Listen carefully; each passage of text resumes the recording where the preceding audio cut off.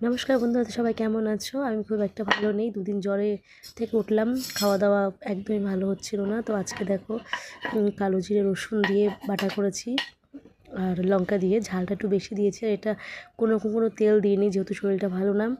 তেল ছাড়া এটা বানিয়েছি, ভীষণ খেতে ভালো আর ঝাল ঝাল।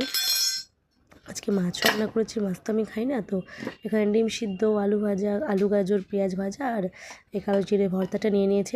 এইটা দিয়ে আমার এক থালা ভাত ফিনিশ হয়ে যাবে। সত্যি কথা বলতে ভীষণ টেস্টি হয়, ভীষণ টেস্টি। তো কালো জিরে বাটা দিয়ে খাওয়া হয়ে গেছে। আর এখানে দেখো আলু গাজর ভাজাটা দিয়ে খাচ্ছি। সেই সময় পাপা এসেছে, এসে এখন তাকেও দিতে হবে একটু একটু করে। আর আমি ঝাল খাচ্ছিলাম, হাতে ঝাল ছিল বলে ওকে আমি দিতে সাহস পাচ্ছিলাম না ভাতটা, শুধু ডিমটা একটু দিচ্ছিলাম। তো আলুটা দিয়েছিলাম, আলুটাও খেতে পছন্দ করে, আলু ভাজাটা দিয়েছিলাম।